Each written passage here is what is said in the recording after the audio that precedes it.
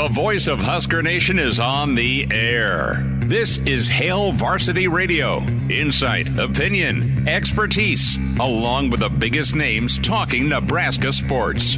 Join in with the show at 402-489-1240 or 1-800-825-5865. Now, here are your hosts, Chris Schmidt and Elijah Herbal.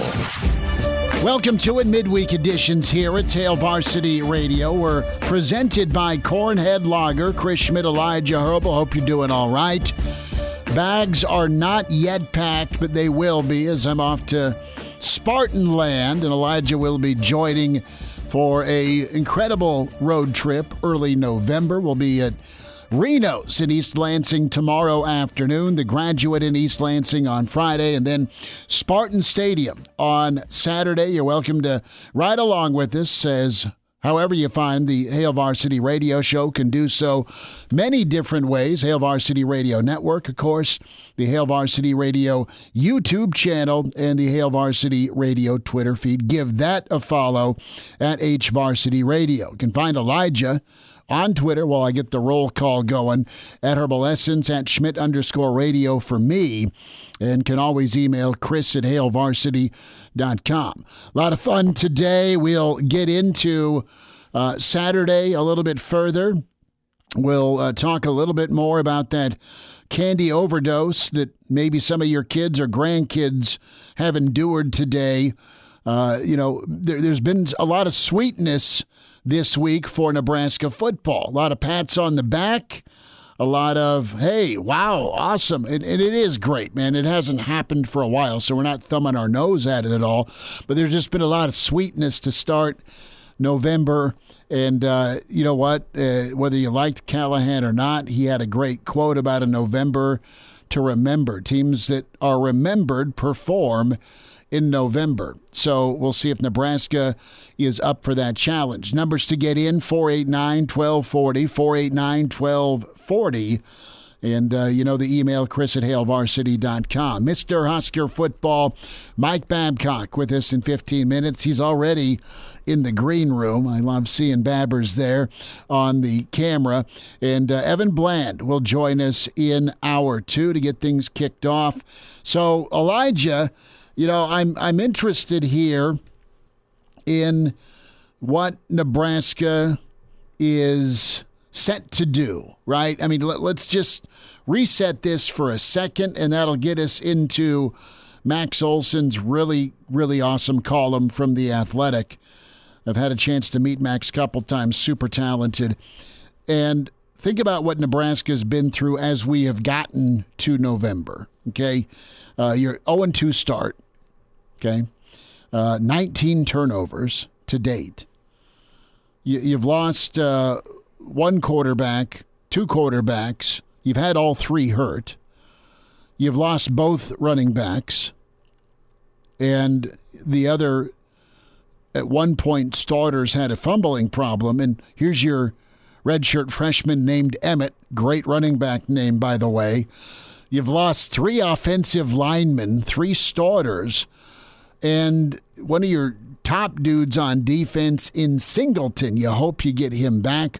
Oh, yeah, I have forgotten Billy Kemp, and that wasn't intentional. But let's just throw him on for good measure. All of that to say you found a way to navigate November. Did Nebraska play the best teams? No. Did they play the best offenses? That isn't their fault. They did what they needed to do.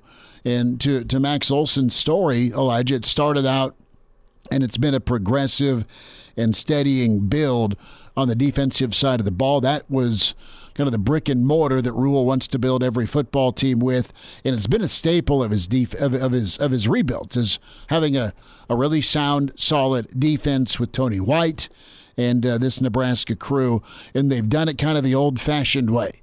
They've done it with kids that have been in the program. And the one kid that was in the starting 11 on Saturday that wasn't on the roster last season wasn't even a transfer. It was a true freshman in Prince William Amelin, which is just crazy to think about in this era of the transfer portal whenever coaches Deion Sanders being the one who comes first and foremost, but you can also think of Mel Tucker at Michigan State, and a lot of people who've had that quick success since the transfer portal era has opened have been those guys that have gone and gotten some hits in the transfer portal. In Nebraska, their defense, the turnaround, it's been done with guys that were in the program to the tune of going undefeated in October for the first time in over 20 years. And I did some research before the show, Schmidt. Do you know the last time Nebraska was undefeated in the month of November? I think you got to go back to carry the 97. A little too far back. This was in the Big Ten era, and it was a year that Nebraska needed to win out in November to make it to the Big Ten title. We're going to go to 2012. There it is. Nebraska won out in the month of November in 2012 before losing to Wisconsin in the Big Ten title game in that embarrassing game that we'd all like to forget. So they had, that Ohio State game in 2012 was close for a while, and then Braxton Miller went off, and away we go. Pour a drink, right? 63-38. Right, but you scored enough points offense to win that game, and at one point it was a 17-14 game, I do believe, but what do I know? That thing kind of flipped when Rex Burkhead went down with a knee injury. I think so.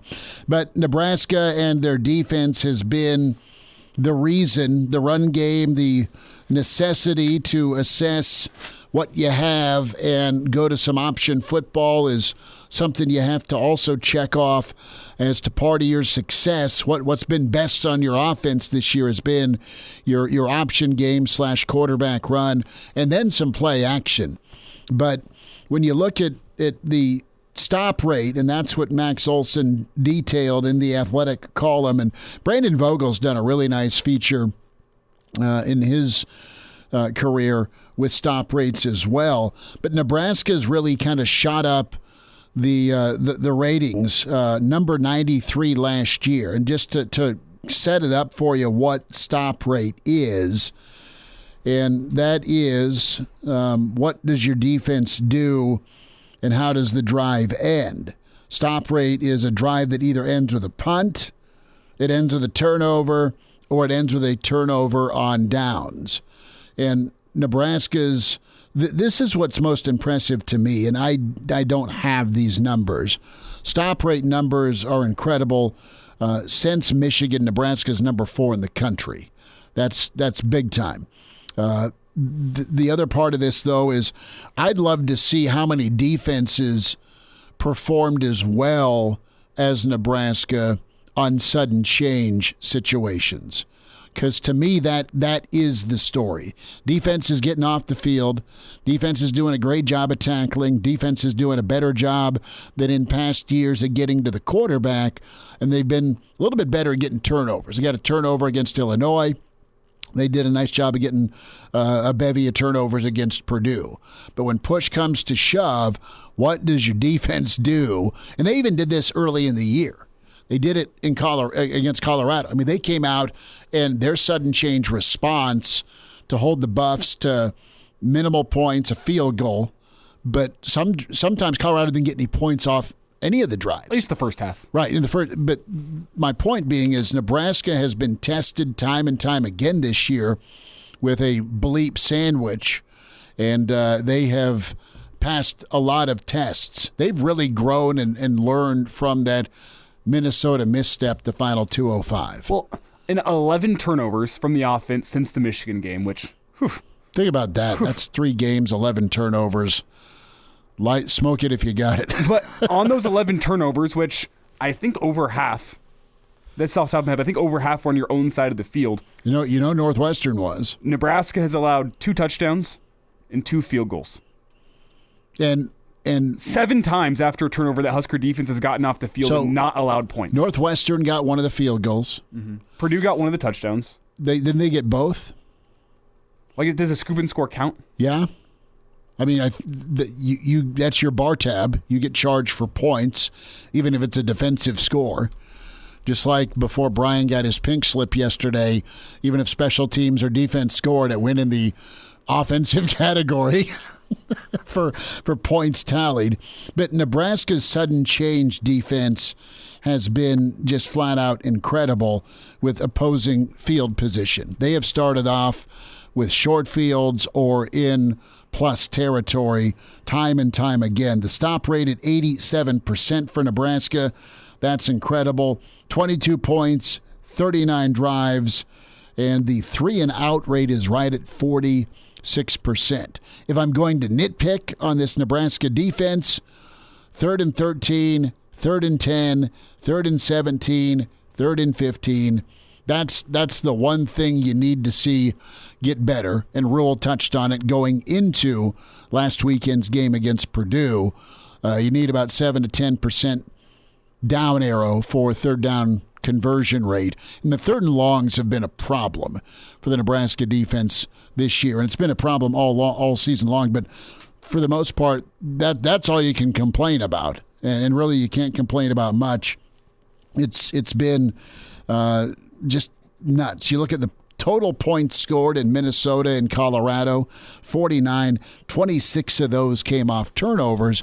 And you've seen the defense just roll their sleeves up time and time again. The other thing that's interesting with this story when it comes to stop rates and where Nebraska's defense is continuing to ascend is, how do you look at this with the conference? The top 10 in stop rates are littered with Big Ten teams. Michigan, Ohio State, Penn State are your top 3. Iowa's 6th. Rutgers is 8th. Make that 9th. Wisconsin is 10th. Nebraska's climbed all the way up to number 23 in the country off of 94 drives, 72% stop rate. That's nuts. 7 out of 10 drives, boom. You are getting a punt, you're getting a turnover. They are not scoring on you. So are the defenses that elite in the Big Ten, or the offenses that bad, Elijah? Well, you look at who Nebraska's got this weekend in Michigan State, who is averaging 18 points per game, which is among the 3-game stretch. We've talked about how bad the offenses have been in the last 3 games. It's not like Nebraska's taking on somebody who is, putting up 40 points a game and holding them to 7. No, they're allowing 27, almost 28. Michigan State, though, is the worst of the teams Nebraska has played. Illinois was at 20.4 points per game. Michigan State's at 18. I know. 18 points per game. And we say all this to let Nebraska know that they're being noticed. They should be recognized. They should be noticed. But it's going to have to be as good or better in November. This is a dangerous game. Coach McBride's 1,000% right. We'll get more into it this weekend or heading into the weekend, but there's always a game on the schedule where someone is fed up, they're sick and tired of being sick and tired, and they either scare you and, man, it's just another close loss in a string of forgettable moments in a season where it's putrid. And right now that's Michigan State. Or a senior-laden class takes it out on somebody. And I don't know where I'm going to lean quite yet. If Saturday's Sparty's going to fight like hell and then they'll go away, or is it going to be a situation where, man, this season's been garbage, our coach is gone, this isn't what I signed up for, let's take it out on somebody. And I look back at Nebraska, to keep it in with the Michigan State-Nebraska series, 2015. Now, Nebraska is not 2015 Michigan State, obviously. But that class with Malik Collins and company, I mean, they ended up going to a bowl sub 500, but they had some close losses. They were frustrated, and they needed something good to happen. They found a way to win against a playoff team in Michigan State that cold November night. Brandon Riley was fantastic. Tommy Armstrong, 2-minute drill.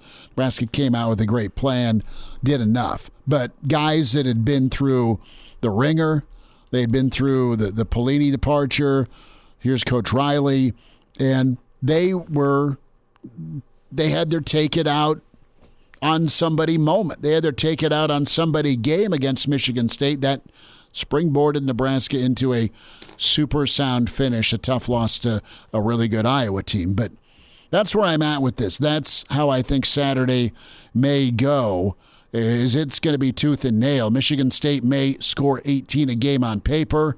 They got a dual threat quarterback that's always been could be a headache. They got a defense that may be opportunistic. And what we don't know, Elijah, is Nebraska at least fixed some of their ails, their ills with taking care of the football. They can get 3 yards of carry for all I care as long as they hang on to the football based on all the stop rate data we just threw out there.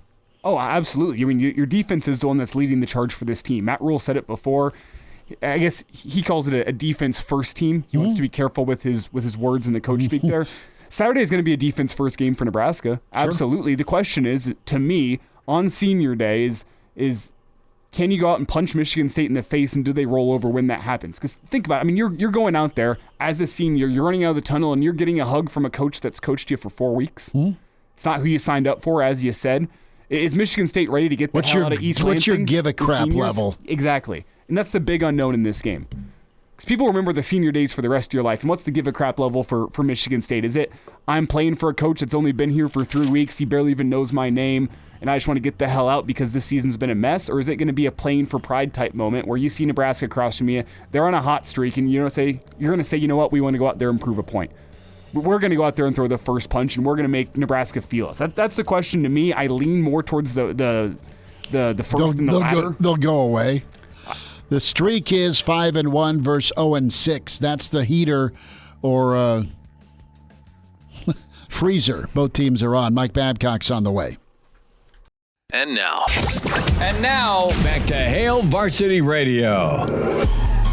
Thanks for hanging out. Wednesday edition, Hail Varsity Radio. We're powered by Cornhead Lager, Chris Schmidt, Elijah Herbal. We welcome in Mr. Husker Football with Hail Varsity, Mike Babcock at MD Babs on Twitter. You want to be a part of Babber's bi-weekly newsletter, just send him an email, MikeB at HurrdatSports.com. The historical part, and then a preview of the matchup and what's going on around the world of Husker Nation. Babber's going to be a fall-like setting in East Lansing. Checked in with a couple of folks in East Lansing. All the trees are bare. This time of year, that's pretty common. But apparently 2 weeks ago, it was pretty scenic. That's about the only thing worth watching in East Lansing this season. It's been a tough go for Sparty. Yeah, it has been with the 6 losses in a row. But, the first of those 6 was against Washington. They're pretty good. Michigan's included in those 6. And then I know you can say what you want about Iowa, but Iowa's one of those 6 losses as well. So it's not like they've lost to a bunch of questionable teams. There's a couple of pretty good ones in there. And the thing that you look at, it's comparable to Nebraska going 5-1, and you build that confidence, game by game. The same thing can happen with a team that loses 6 in a row. You start to question, if something can go wrong, it will, kind of a mentality. And that, that's part of what is difficult, I think, for Michigan State at this point, in addition to the fact that offense is not overly imposing against a Nebraska defense that's really good, as you pointed out. So I would think that Nebraska would come away with a 6th win, qualify for bowl. But as Matt Rule says, you got to go 1-0 each week and not look beyond that. And I think that he's instilled that in the team, the importance of the process rather than the expectation. So I think that gives Nebraska the advantage as well. Mike, one of the things that was interesting this week, and we hit on it a little bit on Monday, was Matt Rule unhappy with the defensive performance against Purdue on Saturday, despite the fact that really it was the offense's fault that points were given up in the first place. And that might be painting with a broad brush on my part, but you think about the scoop and score and the offense setting up Purdue with a short field on the fumble. You could think that Husker defense realistically could have pitched a shutout if the offense never stepped foot on the field. And with that in mind, Matt Rule unhappy with the defensive performance, and we kind of laid it out in the first segment just how dominant that Husker defense has been over the past couple weeks. Is this a game with Michigan State's offensive struggles being so noted that the defense could go out and single-handedly win? I think the defense could, because Matt Rule's comments about the defense, I think, underscores that, what I said earlier about process rather than expectation. There are things that they want the team to do, that they expect the team to do, the coaches do, and you don't see that. So you evaluate it, even though it's a win, you evaluate how the defense played. And there are certain things that in the process, the defense didn't get done. But yeah, I think the defense could go out against a team like Michigan State in the situation that it is right now and win that game for Nebraska. I think that's what this defense has become. And one of the things, maybe I'm guilty of this as much as other people, but it seems like no matter what Nebraska does, goes 5-1, and we're still looking for reasons to say, there are questions here, and that's how the coaches evaluated, I guess, the defensive play there, what they wanted to see from the defense and what they saw from the defense. It's more than just the bottom line score, but that's the important thing. Long answer to a question. Yes, I think the defense can get the job done.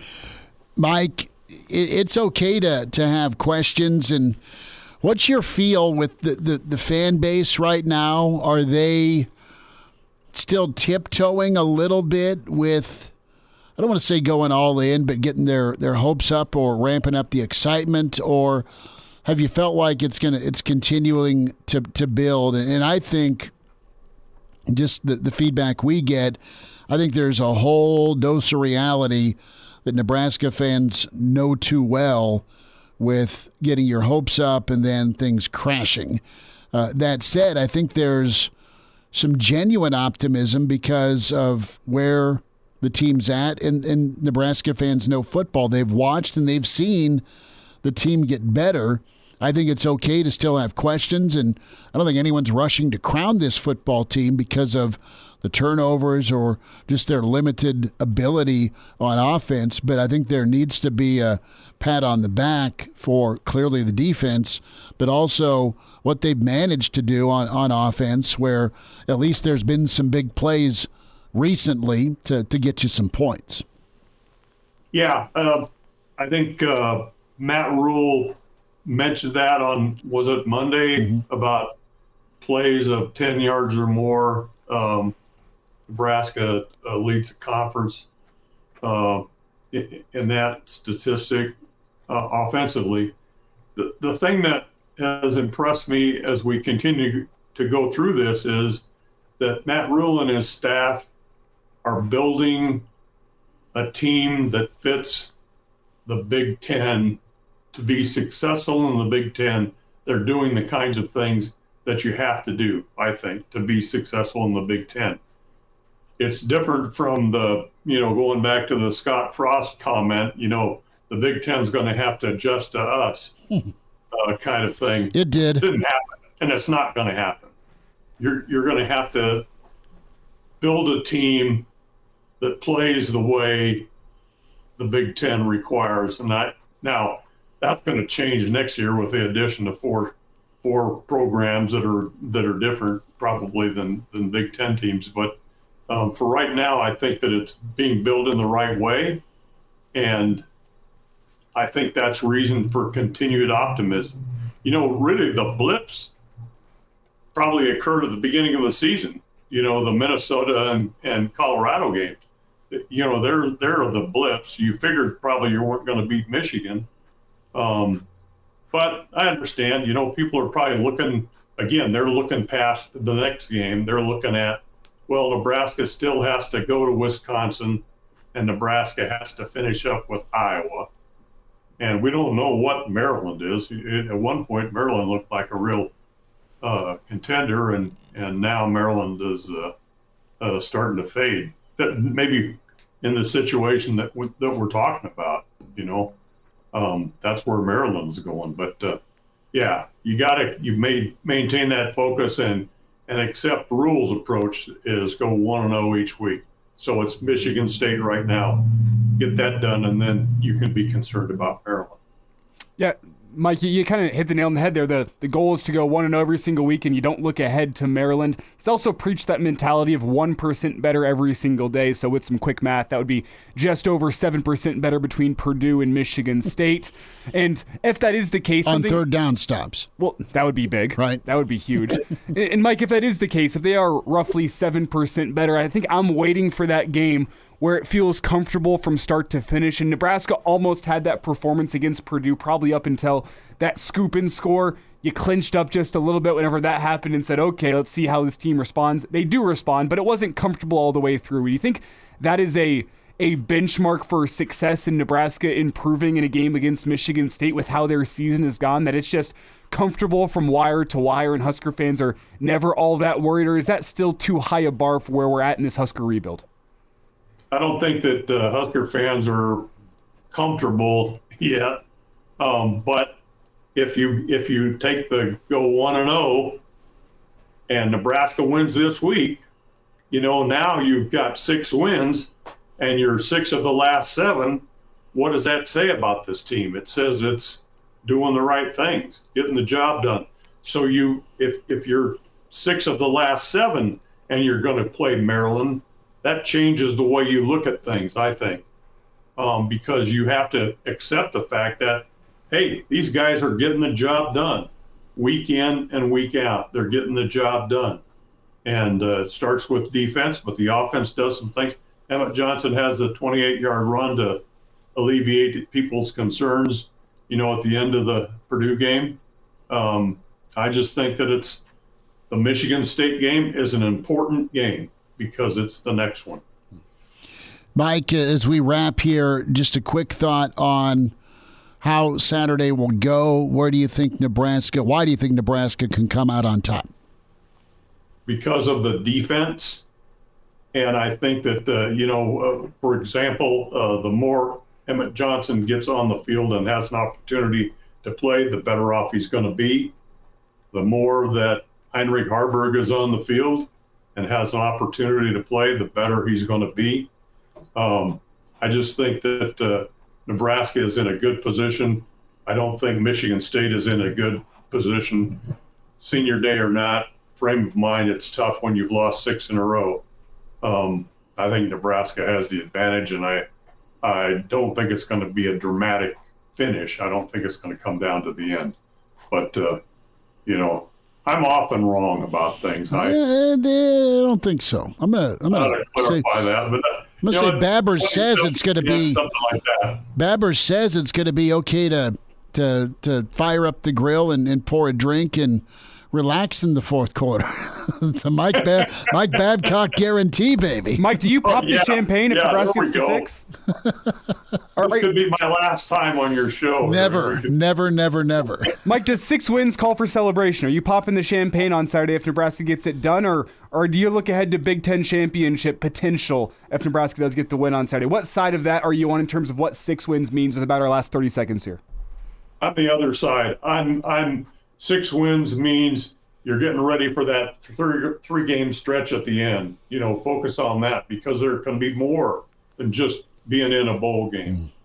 So, yeah, 6 wins, 6 of the last 7, but let's see how the last 3 go. No, big time, and eat what's on your plate first in East Lansing and see if you can get out of Dodge with a win. Tough place to play, tough place to win. For a lot of squads, not just Nebraska. Mike Babcock with Hail Varsity. Send him an email. Get his bi-weekly newsletter covering all things Big Red. Mike B. at HurrdatSports.com. Babbers, fun to talk. We'll wave at you from East Lansing, all right? Safe travels. All right, there he is. Mike Babcock, good to spend time with him. Give him a follow as well on Twitter at MDBabs. We'll get to your comments in the stream next segment here on Hail Varsity. And now, back to Hail Varsity Radio. Open phones here the rest of the hour, 489-1240, 489-1240. The bowl projections are updated and out. The college football rankings are there. And, you have more smoke around Harbaugh. That continues to be a story. And we never got to Dabo yesterday, but plenty more Nebraska to talk. 489-1240, 489-1240, or 800-825-5865. I love what Babbers was saying from a mentality standpoint, where you have those questions in your head depending on how your season's gone. And it's what now, right? And that's been pretty prevalent on the Nebraska sideline for a lot of years. And what is Matt Rule's mantra? What's next? And it's always all about how you look at it. Brendan is all sorts of fired up, our friend from the Black Hills. He went emoji on us. We're going to try and decode this. If you're watching the Hail Varsity YouTube channel, you can also see. So we have Bambi. That means he has got his bow in hand. Mm-hmm. Corn is for Nebraska football. And what's that last thing? That's a turkey. Okay. So for Thanksgiving. It looks like a box. It looks like a box. Now it's a turkey. Okay, guys. Got a little. I need to zoom in. You need a reader is what you need. I know. Crew is. So are you guys going to just go kill it down at Gibson's Saturday night after the game? Well, here's the thing. I've been in discussions. Because Elijah's taken on East Lansing and then the Windy City. Been in discussions with Stream Listener Crew. He is going to be in Chicago to watch the game of the century, Northwestern and Iowa at Wrigley Field. God love you, Crew. Where the unders are 29.5, the lowest total ever. There might be more drinks consumed by Crew than points scored by either team. Well, and I think unless things have shifted around, Wrigley Field, it's like playing backyard football or in the schoolyard, where because of the outfield wall, you can only kick one way. And I know a couple years ago, I'm not sure if so the losers truly have to walk. Well, I don't know if it's still this case, but it was a couple years ago. They had the sidelines on the same side of the field. Yeah, I mean it was totally, and I love Wrigley. It just doesn't feel like there should be a football game there. Well, but anyway, long story short, I am making the roadie to East Lansing on Friday, 10.5 hours to East Lansing. Going to do pregame and postgame from East Lansing. Then directly following postgame, going to jog on over to Chicago for 3 hours and go see Stream Listener Crew and a couple other buddies in the Windy City. You get that hour back, so I think that could involve a late night in Chicago, and then finish the roadie back to Lincoln on Sunday. That is Elijah's plan for the weekend, while Schmitty gets to kick his feet up on a flight. I'm going to be doing all the driving. Schmitty has been panhandling Mama for a long time to be able to go fly, but we're going to see our old boss Greg, and that'll be cool. And of course, our dear friend Jack Ebling at Reno's East. So if you're a Nebraska fan in Michigan, come see us at Reno's East. If you're a Nebraska fan, you get to town in East Lansing. We'll be at the Graduate Friday. And then we're locked in Spartan Stadium on Saturday. Red Wine chimes in. He asks a question about tackling. It's good that he makes a statement about how Rules handle in practices. It's good they tackle in practice again. Absolutely it is, Red Wine. And his worry level about Nebraska, Michigan State, it's not as high as it's been in past years. I'd be worried about Michigan State at home if we didn't have a defense. That defense has traveled, and Walter, just outside of Philadelphia, where he's born and raised. Maybe he wasn't born and raised, but I was going a little Fresh Prince of Bel-Air there. Neutral site games suck. That's the word from Walter. But Sparty's at -7 turnover differential. Cutter says if Nebraska wins 6 on Saturday, I'll be happier than a tick on a fat dog. I got a fat dog at home, and if you know anything about ticks in Nebraska, they were bad this year. And let me tell you what, those ticks were happy on Bell. I know exactly where Cutter's coming from here. So this is a question, and it was taken off the bingo card earlier in the season. Winnable. Remember that? And it was not wrong to look at a team, point, and say, well, it's a winnable game. There's a lot of winnable and a lot of losable. Matt Rule was right, but Elijah says, look, hey, fellas, I think we can finally start using the word winnable again. This team has proven they have what it takes to scrap it out and get a win despite the competition so far. I'm optimistic. Very fair. And I'm optimistic that this team can get to the finish line. Why? Because they have learned from their mistakes, Elijah, at least defensively, from those first two. I go back to that. And they have just accepted worst case scenario is going to happen once, twice, 3 times a game. And Nebraska's went out and made their own plays defensively. There's a difference if the offense you're taking on screws up. Okay? And you kind of get gifted. Now, I'll say this. Purdue did drop some footballs. Coach McBride was right about that on Monday. But for the most part, Nebraska's making their own breaks on defense. They're getting turnovers. They're getting after the quarterback, and they're stopping the run. Even if you get a good run, and I thought Purdue ran the ball pretty well early on, but then they shied away from it a little bit because of Maccabee's fumble. I mean, Nebraska's been very active. And what you love most is the fact there's 8 red jerseys or at least 8 red pants on the road around said ball carrier. There's going to maybe be a initial missed tackle, but they ain't going to get by 2, 3, 4. And the big difference with the defense, it's the tackling, it's the little stuff, it's the way they fly around. But the big difference that I note between years prior and this year is the fact that when the cards are stacked against this defense and really the team as a whole, when the going gets tough, this team starts playing their best football. Mm-hmm. Whenever you're down, backed up in the shadow of your own goal line in Illinois' first drive, that's when you make a stand and you play your best football. Whenever Nebraska's offense repeatedly turns it over against Northwestern and against Purdue, you bow up and you hold them to 3 or you hold them to none, or late you in the game, get a blocked field goal and you return it for a touchdown. Exactly. I mean, that's crap that would happen to Nebraska, right? And whenever this team is in those situations, they play their best football, and that's why I think every single game left on the schedule is winnable, because whenever your team plays its best football, whenever the adversity strikes, you're going to be in every game you play. Well, think if the offense gets their stuff together beyond a few big plays or two. Who's with us? We go to Dave on the phone line. Dave, welcome in. Go ahead. I'm wondering what I need to get Coach Matt Rule for Christmas, because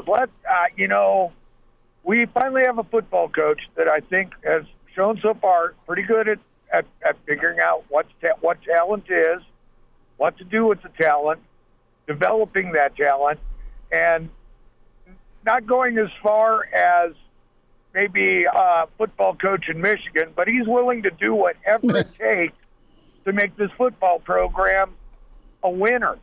And so any suggestions for what we should get Matt Rule for Christmas? Because I think he's making a lot of Husker fans pretty happy if we've got a bowl game maybe around Christmas. How about a transfer portal quarterback, Dave? I think a quarterback option would be good. And I also think, Dave, thanks for the phone call, brother. We're up against a tough break here, but more money. Not for him, but for his defensive coordinator. Or the tried and true, some cookies. Yeah. Everyone loves cookies on Christmas. Sure. Cookies is good.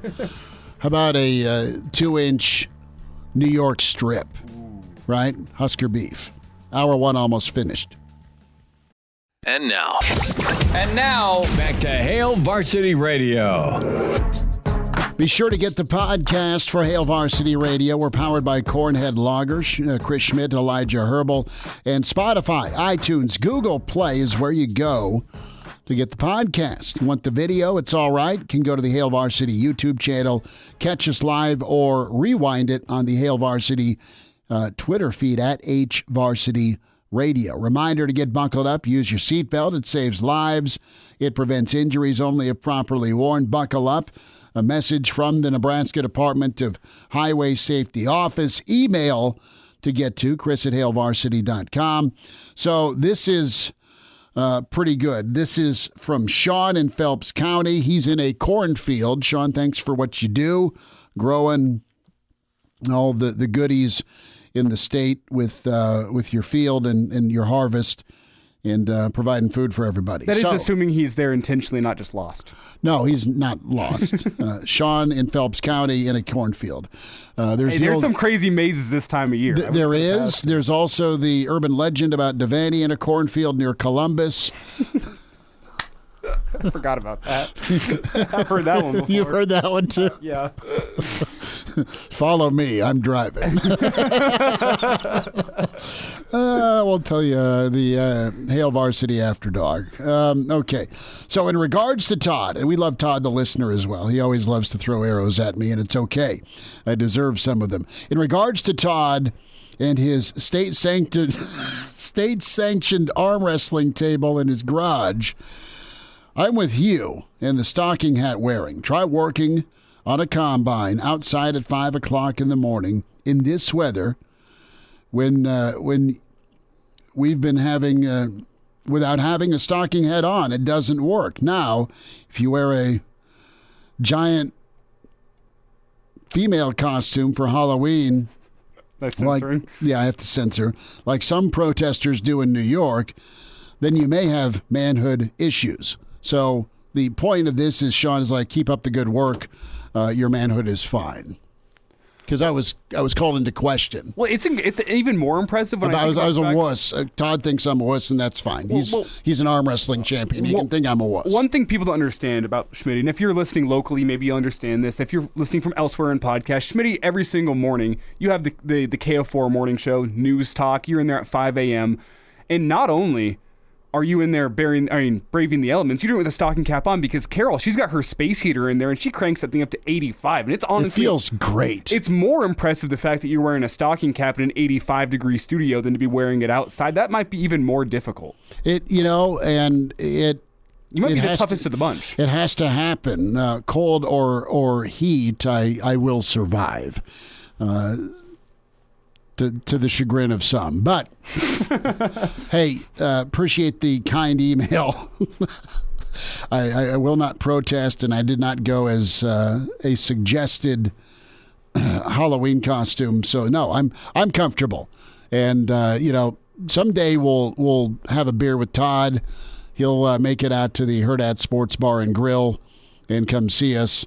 Or we'll just have to go visit Todd around the Omaha region. It'd be good. He's and same with we need a Phelps County road trip. I still want to hit a bar in a small town in every county in Nebraska. We do. We need to do all of them. That sounds like a couple-year project, but that'd be a lot of fun. I think it'd be a summer project. I think we could get it done. Hell of a summer. During the summer. We need to think about that. We'll take a suggestion from Evan Bland. What small town Nebraska bar should we hit? Evan Bland's next. The voice of Husker Nation is on the air. This is Hail Varsity Radio. Insight, opinion, expertise, along with the biggest names talking Nebraska sports. Join in with the show at 402-489-1240 or 1-800-825-5865. Now, here are your hosts, Chris Schmidt and Elijah Herbal. Back with you, it's Hour 2. It's Hail Varsity Radio. Cornhead Lager powering Hail Varsity Radio. Chris Schmidt, Elijah Herbal.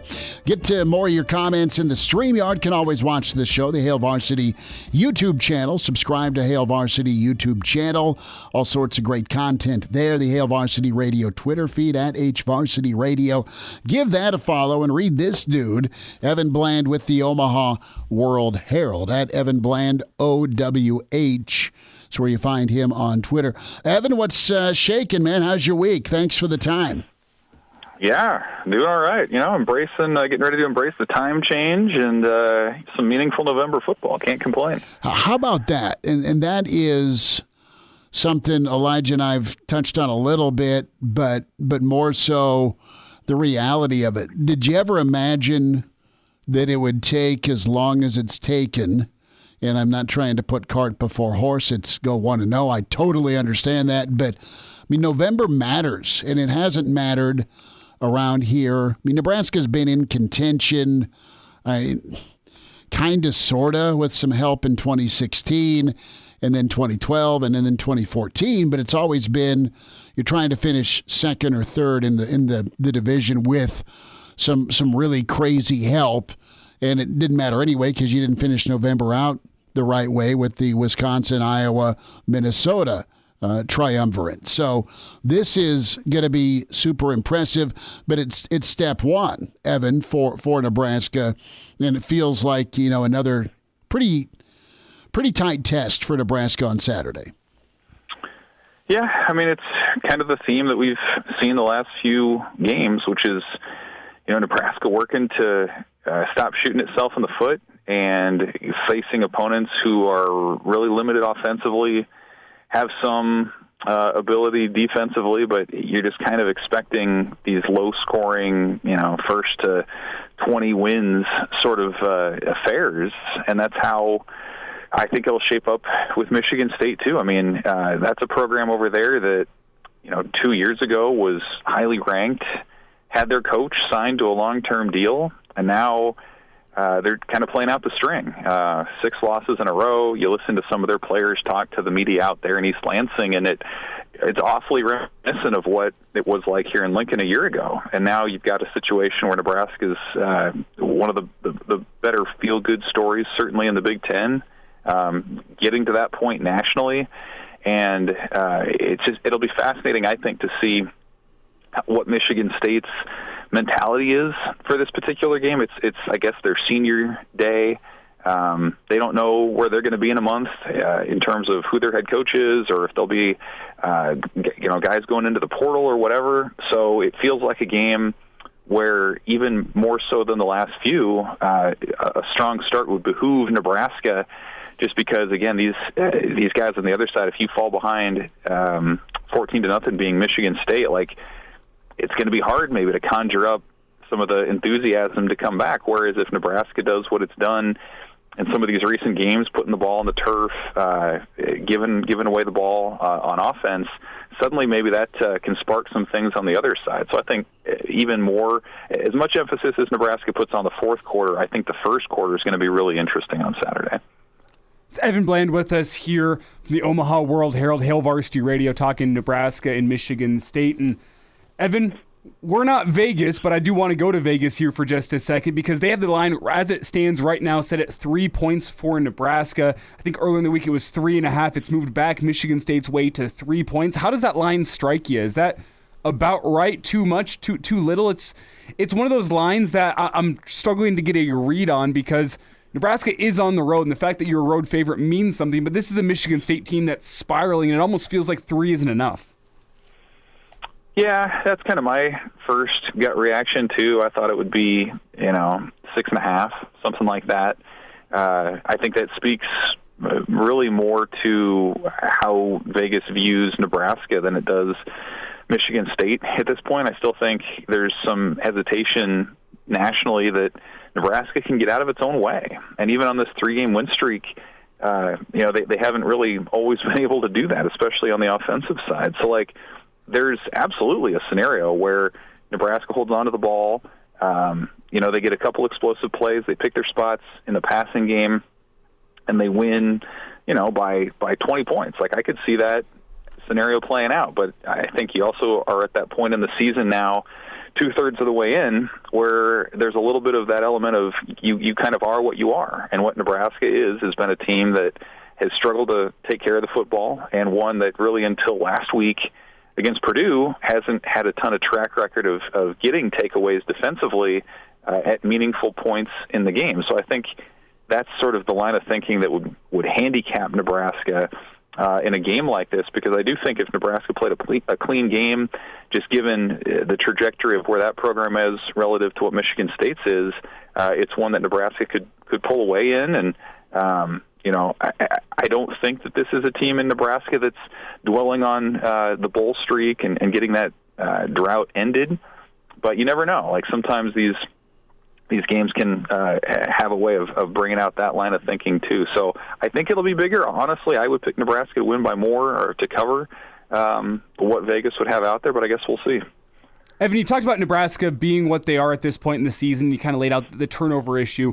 Which side of the coin are you on with the Husker defense? Are you on the side that you're confident they can continue to keep up the performances in those swing moments? Nebraska's offense turns it over and they've been able to get off the field or at least hold the opponent to 3 points. Or are you of the opinion that there's going to be some regression to the mean at some point this year, and maybe Saturday is the day that happens where the turnovers do in fact end up biting Nebraska and leading to points for the other team? Which side of that coin are you on? The defense, that should be what's expected of them, or you should expect some regression back to the mean of college football and turnovers really hurting a team?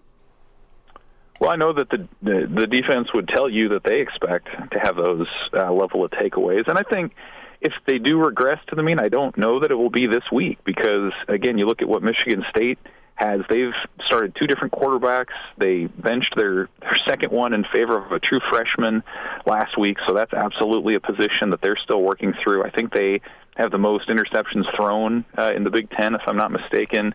They're depleted at running back. They have a UConn transfer by the name of Nate Carter who has been pretty good for them, but I think his ideal situation would be sort of a change of pace back, and he's been pressed into more of a feature role. And so I think there are a lot of avenues to seeing where Nebraska would be able to force some takeaways on Saturday. And then, on the offensive side, like that's been a major topic of conversation certainly this week from Matt Rule and Marcus Satterfield, the OC, about the 5 points of ball security and how you go about that. I think maybe the one thing that can come into play there is you spend so much time talking about it and thinking about it that it does kind of get in your head to where you're trying not to do something as opposed to just kind of letting that training take over. But assuming, that emphasis of ball security and practice carries over into the game, maybe this is one of those rare games this year where Nebraska has a positive turnover differential. And I think if that's the case, that's a game that they'll probably have in hand by the fourth quarter. Evan Bland with us here on Hail Varsity. Evan, we were talking to Searles yesterday, and he kind of laid out something that was really pretty important, and he has kind of lived by this when he's analyzed different teams with you learn how to practice, and then you learn how to win, and then you handle winning, and then you're ready to go compete for a championship. Nebraska has learned how to practice under Matt Rule. They've gotten the kids ready for Saturday. They've had some wins. Now, Saturday to me is a lot about handling success. 3-game win streak. While there's not parades being thrown, there's a smile now for Nebraska fans. That's big. But Saturday to me is a lot about maturity with this Nebraska football team, and I think that Rule and his staff will kind of, squeeze down on the kids so they don't feel too good about themselves. That said, you still need it to be player-led. Do you worry about Nebraska getting too big ahead? Yeah, I felt like if they were going to have a letdown, that it would have been last week. That was the one to me where it was like, you're still at home. You're going to be hearing a lot of praise from a lot of places, and you got a Purdue team coming in that's had its moments in the last couple of months. And, Nebraska played far from a perfect game and was still able to take that thing, down the stretch. And so, I it's weird to think, but I kind of feel like confident that Nebraska is handling this thing. Like you probably listen to, 8 to 10 players between post-game from Purdue last week to what we talked with them this week. And nobody's talking about the implications in the West. Nobody's talking about bowl games. Matt Rule has them so dialed in on the process that there's just no room to entertain anything else. You win, but it's all about the tape, and it's about, well, what can we do better? And hey, we can build on this. And it just feels different from what we've seen from past Nebraska teams that maybe have gotten caught up in some of the external stuff, that they are locked in on what they're doing. And I think going on the road this week to East Lansing, it's an 11 a.m. kick. There's probably not going to be a ton of energy in that stadium from their fans. I think that all just kind of continues to play into it where, Nebraska's enthusiastic about getting better. We've seen that the last few weeks. We've heard about it from what they've done in practice. And it just kind of feels like the culture is set into the point to where it's maybe not as much of a worry as it was in past years that they're locked in and ready to go. I kind of feel like they will be. It's Evan Bland with us here on Hail Varsity Radio. And Evan, open-ended question here. Nebraska wins on Saturday if ... Nebraska wins on Saturday if they continue to execute the blueprint that they've done the last 3 games. I don't think you go too far away from that. I think you pound the ball on the ground on offense. You pick your spots in the passing game. If you can connect on a couple of those option passes deep, Michigan State is susceptible to that in their secondary, which is also young and injury-riddled right now. And then defensively, lean on the black shirts. And whether that results in a few takeaways or just a pile of punts, I think that's going to be enough against the Michigan State offense that's barely averaging 11 points during this 6-game losing streak. And then from special teams, if you can get a little bit of field position, you let Brian Buschini do his thing. Tristan Alvano's been, more consistent here these last handful of games. So I think that's what it is you rely on that blueprint. And, the other thing I would say is I think it's kind of ironic in the sense that, Matt Rule and Marcus Satterfield are running an offense right now that they don't necessarily plan to execute long-term or to keep around into the future, and yet they're still building an identity around it to the point to where I think every week you can say this is what Nebraska needs to do to win. And I think the players, over this last month with the positive results that they've had are leaning into that. So I think it's more of the same, and if you can cut down on the mistakes that they've committed in recent weeks, maybe that'll even take away some of the drama late. Evan, about 90 seconds here. What's your take on Nebraska's punt return game on Saturday? Do you think that is a shot in the arm for a team that will take any help or advantage when it comes to field position or points? Yeah, it's something they're working on. I'm not sure who they'll put back there. They've mentioned freshman Ethan Nation as a possibility. Alex Bullock was the guy last week, so maybe you coach him up a little bit more. It's possible that Billy Kemp could be back in a couple of weeks, so it seems like it's more of a stopgap sort of situation than anything else. But really, I think you just need to find somebody who's sure-handed and can catch the ball. The one thing you can't have is to have that thing bounce at the 20 and then roll down to the 5 or the 4 or something like that. You find somebody who's sure-handed, can handle that thing back there. I think it's established at this point Nebraska's not going to be a dynamic punt return team, but just don't lose those hidden yards on the back end and help your offense that way. Evan, before we get you out of here, another episode of the Rewind series drops tonight. And in recent weeks, we've heard if we die, we die. We've heard the leash is off. We've heard you're embarrassing yourself in front of your family. Do you think we get any sort of big Matt Rule speeches tonight? And if so, what do we hear? Yeah, I don't know. That's part of the fun. He comes up with something different every week. Whoever's writing for him, even if it's his own brain, it's awfully impressive to come up with stuff like that. I don't know. He finds a way, man, every time, whether it's pregame speeches or Halloween costumes or whatever. He brings the juice every day, and it's a big part of why Nebraska's where it is.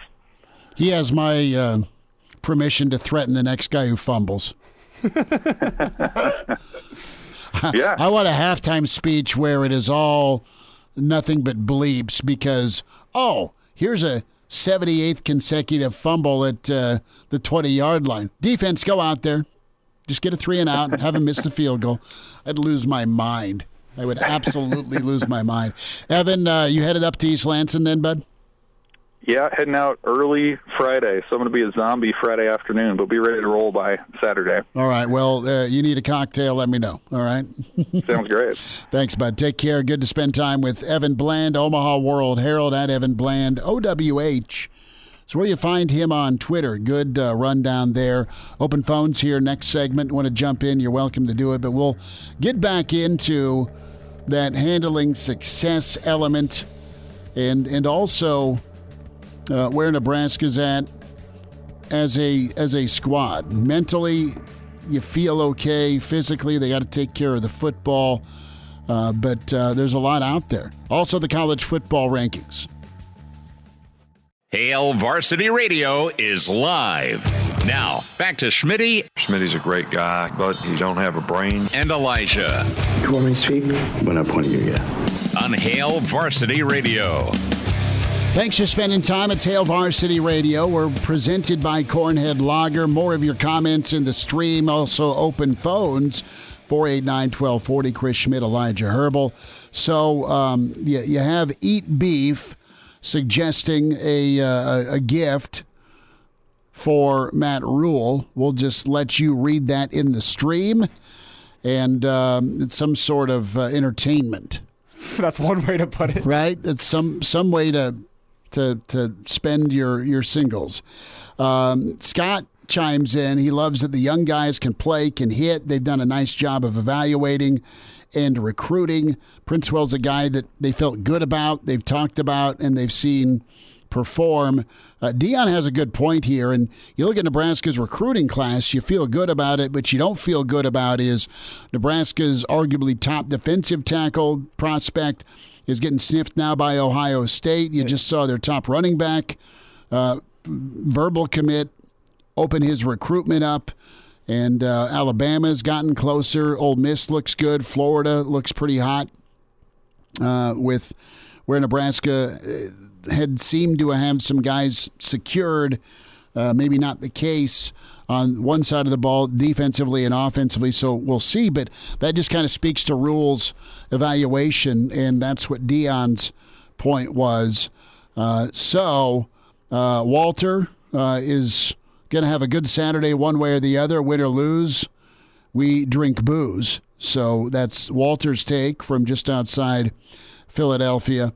And, you know, Justin Rogge chimes in and touches on some of the traits of and personality. That's what a lot of players say, that you take on the personality of your head coach, and that happens in healthy relationships.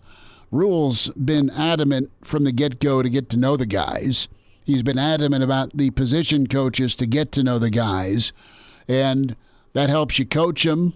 That allows you to know how to coach them, and then in turn, all right, this guy's just not here for him. He's here for us, so guess what? I'm going to perform to the best of my ability for him. It's Rule's got good X's and O's. Rule's got great experience at all different positions around the college football world and in the NFL, but his best trait is communication and connecting and motivating. And he's been able to motivate. I can't wait to see the GB Rewind tonight because, Elijah, you nailed it. You laid out what's next for Nebraska. There's always been some sort of halftime or pregame or catchphrase. DCK is weighing in on Harburg. HH will give 100%. Totally agree with that. Need to take care of him with the calls. And I think they are doing all right with some of the play calls. Now, there was a big question, why you're running on option play after where the fumble happened right after he got smoked. The coach's response is, well, don't go get smoked, right? I mean, that's totally good.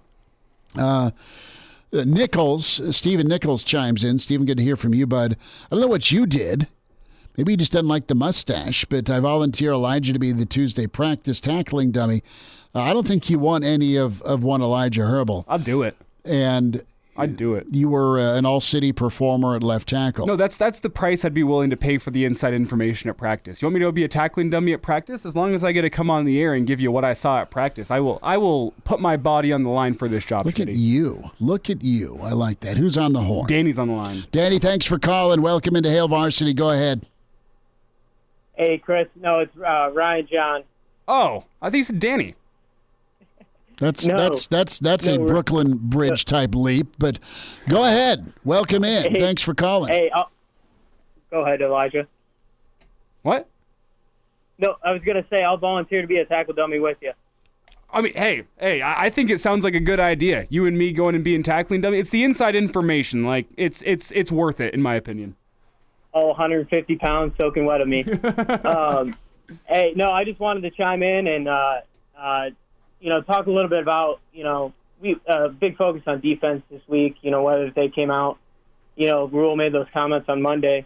But, just being from South Dakota, I just got to shout out my boy Nash Hutchmaker. Mm-hmm. I got a buddy that actually coached against him in high school, and he said from a coach's level that he's one of the most talented linemen that he's ever coached against.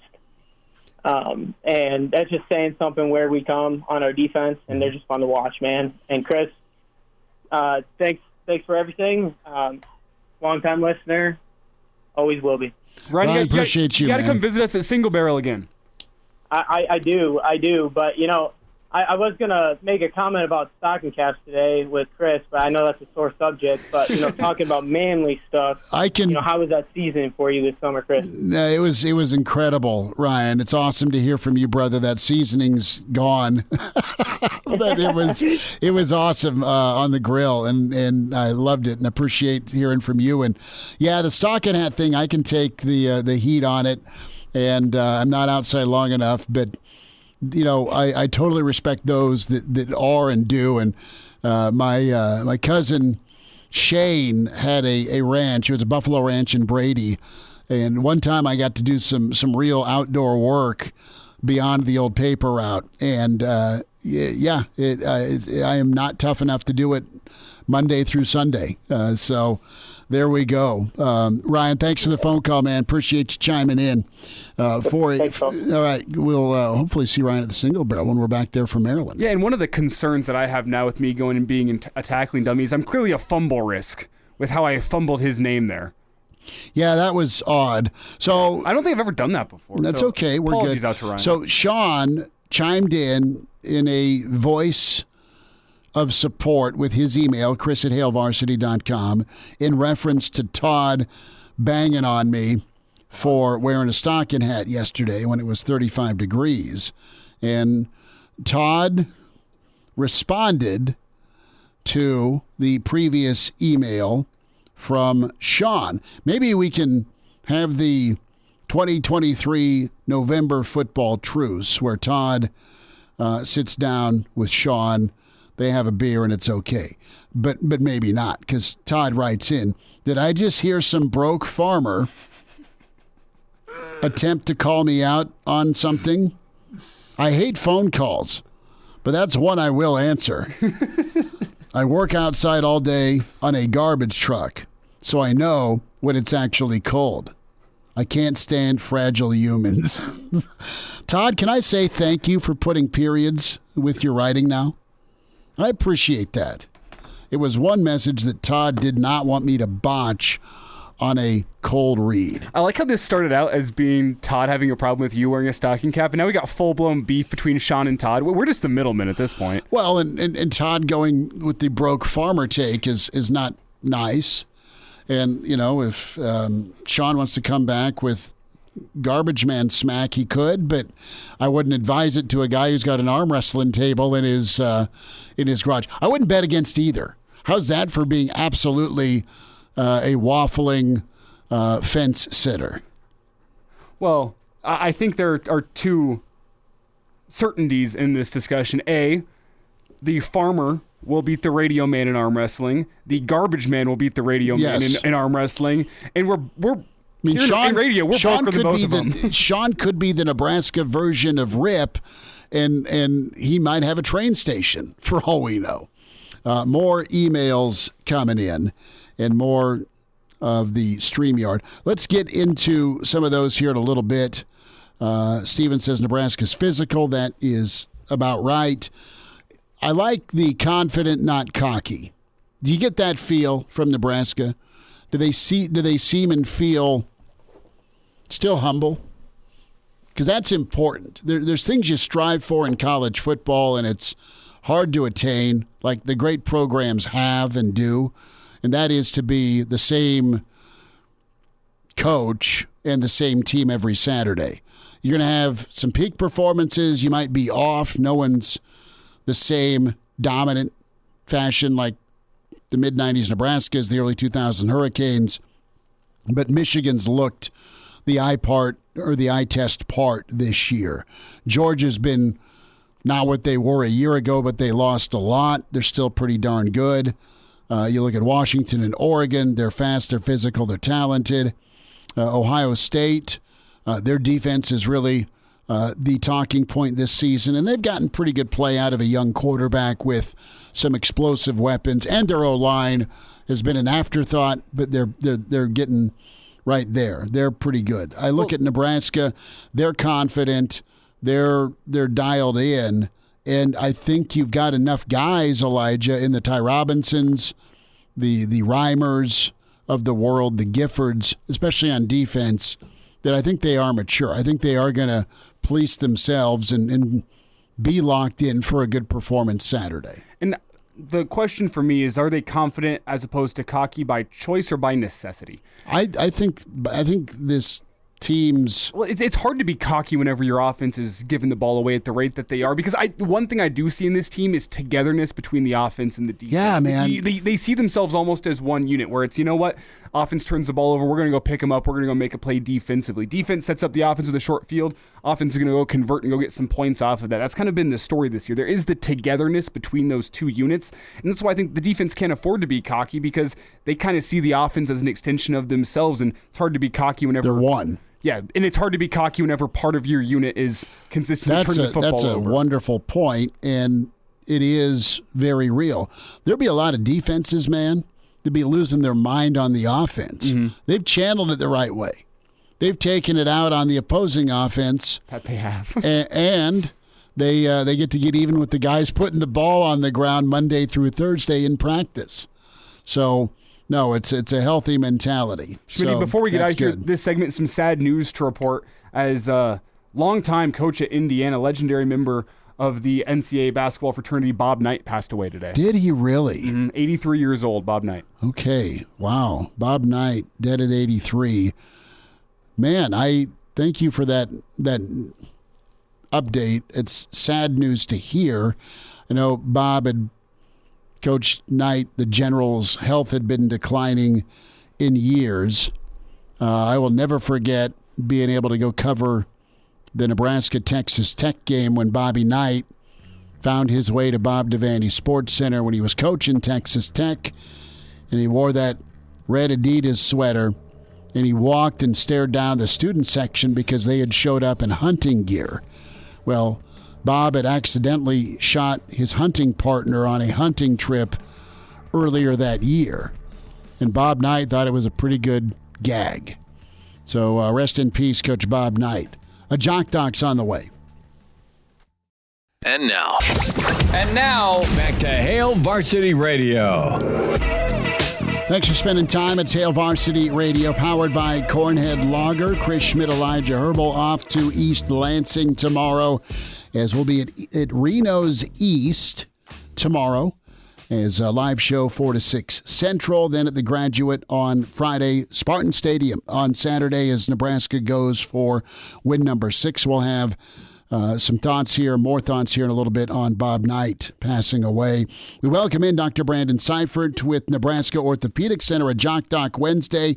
Dr. Brandon, another high-end Pro Bowl level quarterback that has gone down due to an Achilles tendon injury. Now it's Kirk Cousins. And Captain Kirk, Dr. Brandon, was playing great football until he was dropping back to plant and it popped. I know there's a picture of him having surgery today. Yeah, absolutely. Just a sad story for that poor guy. He was playing great this year, and obviously he's had a lot of kind of struggles along the way, but he's fought back hard. Kind of interesting as this dovetails into, Aaron Rodgers and what he just went through. Makes it an interesting conversation about recovery time and, having, a variety of kind of rehab routes that you want to choose. And obviously he's going to have to make that decision here. Dr. Brandon, let's get into some of the rehab options.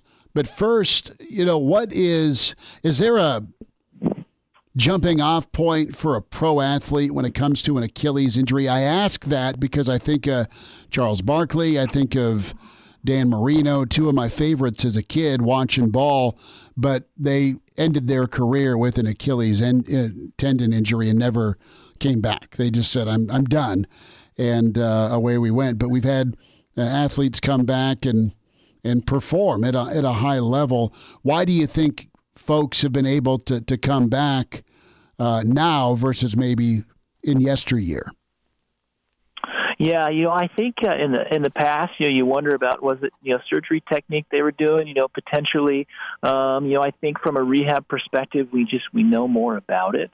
So I think that definitely has helped. I would say probably the rehab side of things, probably more than anything else, has made a tremendous difference. Obviously, no doubt there's some surgical technique and equipment we're using that has helped as well. The other thing too is just our understanding of what it looks like to recover from a sports injury now is much different than what it was even back when Marino had his. And so there's probably a variety of factors that have led to that. It's exciting to note that patients now that can have big injuries like that can actually make it back and play. There's very few injuries nowadays that it's hard to recover from or make it back to.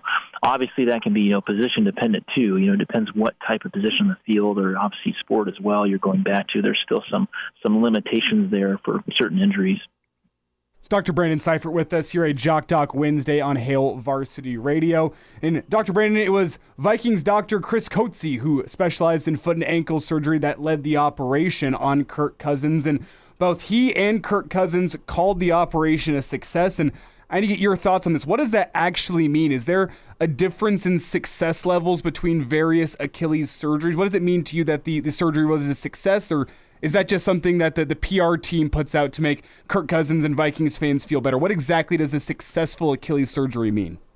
There's probably a little bit of an encouragement media punchline out there for that. Obviously, the PR team, but honestly, from a successful, just looking at it, truthfully from a success standpoint, we've talked about this before with Aaron Rodgers. What you're really looking for is to make sure you got really good tissue to be able to heal that. And so we talked about with some of our Achilles injuries, they really just kind of shred that tendon that's left there. And so it's really hard to kind of sew that back together. There's not great tendon pieces to put back together versus if you have some of these that you just kind of tear right down the middle and leave you really good kind of tendon ends to suture back together. That can make a big difference there just in terms of the repair quality. So that would be something you describe as a success, would be having really good tissue to repair back. Obviously, if somebody has, poor quality tissue, you have to start talking about supplementing that with either extra suture, or perhaps even utilizing, another tendon from elsewhere, or even using a cadaver tendon. It doesn't sound like that's the scenario here. Dr. Brandon Seifert's with us, Nebraska Orthopedic Center at Jock Doc Wednesday. Kirk Cousins rehabbing shortly after that successful surgery today.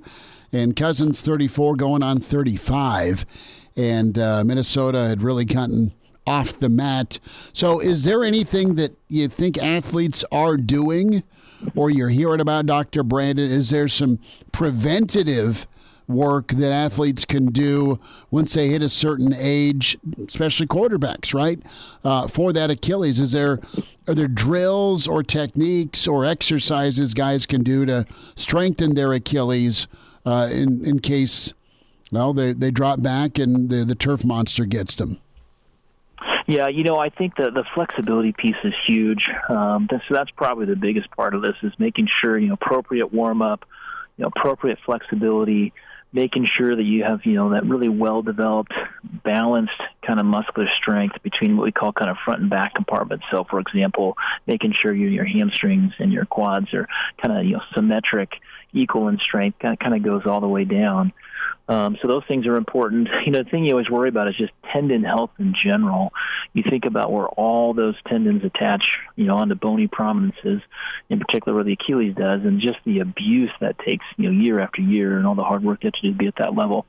So it's hard really to change structurally that the tendon attachment areas.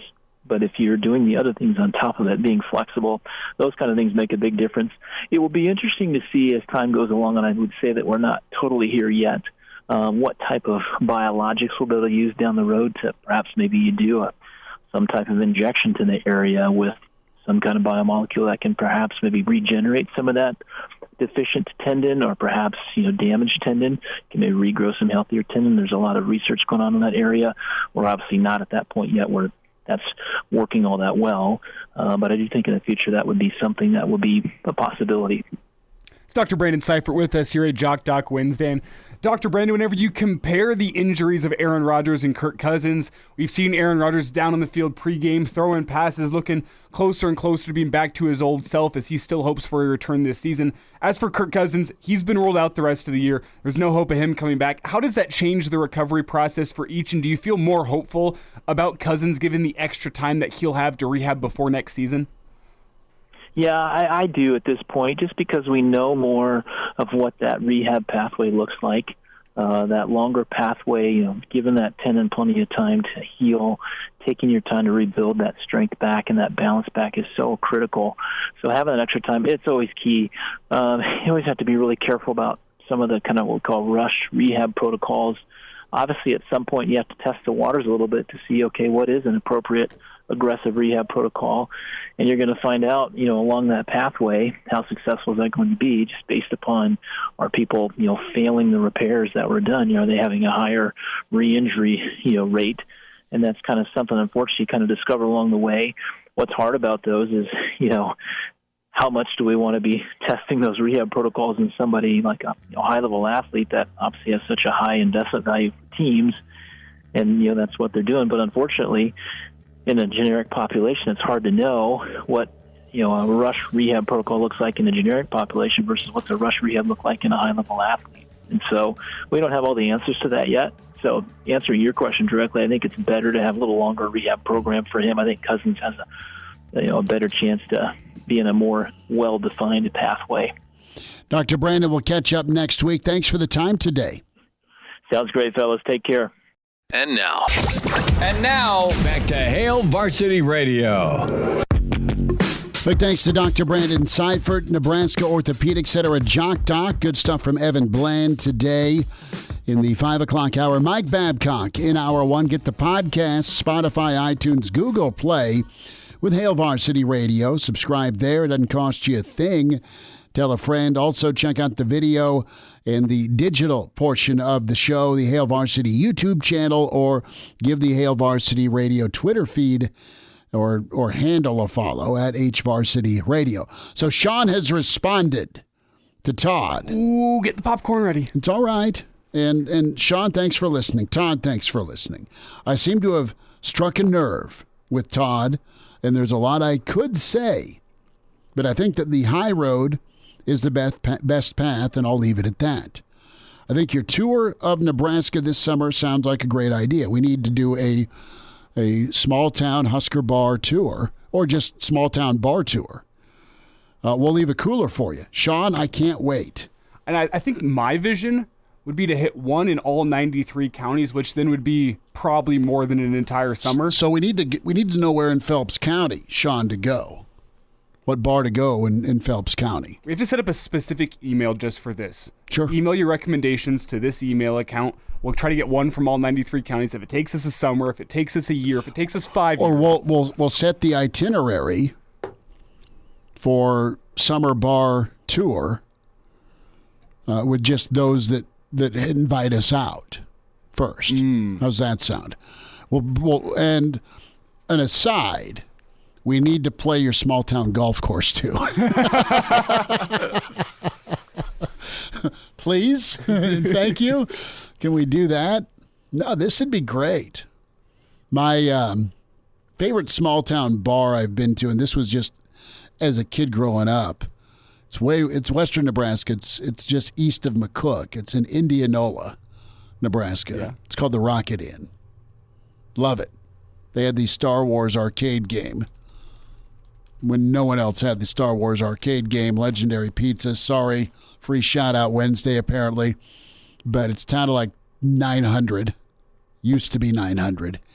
And it's just great memories as a kid going out to see my grandparents. Still open out in Indianola. It is, yeah. Yeah. And they put sauerkraut on the pizza, and they bring these little... Sauerkraut on the pizza, it's back a notch. No, it's awesome. It's your choice to do it. But that's why I learned to put sauerkraut on the pizza, because occasionally it's a great call. And they put toothpicks in the way they cut the pizza. It wasn't Detroit style. It wasn't New York style. It was just Western Nebraska style. And you had them all sorts of thin sliced, and it was glorious. And it was like a scene from a forgotten era where you walk in, someone's hammering an old Milwaukee bottle. You walk through the it's like an old saloon door where the doors flap one way or the other. And then you go sit down at a table. You shake mom and dad down for $10 in quarters. You go jump on the Return of the Jedi arcade game, and everyone has a good old time. Eat Beef says Green Diamond, St. James, Nebraska. All right, we got to put a list together. This will happen. This will absolutely happen. The great summer small town Nebraska bar tour of 2023. We got to kidnap our old boy Brady Oltmans for this roadie too. All right, we'll be back at you from East Lansing, Reno's East, tomorrow at 4. Thanks.